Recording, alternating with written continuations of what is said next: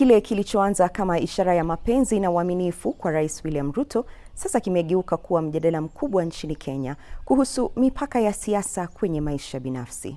Rachel Wandeto, mwanamke aliyetikisa mitandao ya kijamii baada ya kuchora tatuu ya uso wa Rais Ruto mwilini mwake, amefariki dunia baada ya kushambuliwa kwa tindikali mjini Nairobi. Kwa mujibu wa familia na polisi, Rachel alivamiwa na watu watatu alipokuwa akielekea nyumbani kwa rafiki yake eneo la Mwiki. Washambuliaji hao walitaka atoe pesa, wakiamini alikuwa amepewa pesa na rais kutokana na uungwaji mkono wake wa wazi kwa serikali. Baada ya kuwaambia kuwa hana pesa, walimwagia tindikali na kumjeruhi vibaya.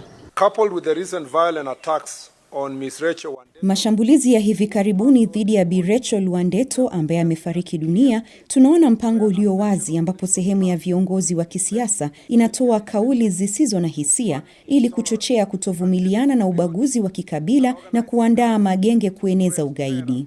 Mwenye mnawaita Wakenya wengine wasaliti, mpaka mama Rachel Wandeto ameuawa kwa sababu ya chuki yenu.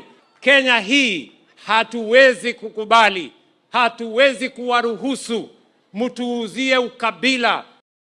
Kifo chake sasa kimezua mjadala mkubwa mtandaoni na miongoni mwa wananchi kuhusu matumizi ya tatuu kama njia ya kuonyesha uaminifu wa kisiasa. Mjadala huo umechochewa zaidi baada ya mwanamke mwingine kusambaa mitandaoni hivi karibuni akiwa amechora tatuu ya mhubiri na mwanasiasa Victor Kanyari pamoja na kauli mbiu yake ya kisiasa. Kanyari ni wetu, mtachagua mtu anaishi Runda. Si mimi naishi hapa Chokaa. Nimenunua nyumba Runda na nilishindwa kukaa huko. Mimi nakaa hapa na nyinyi kila siku.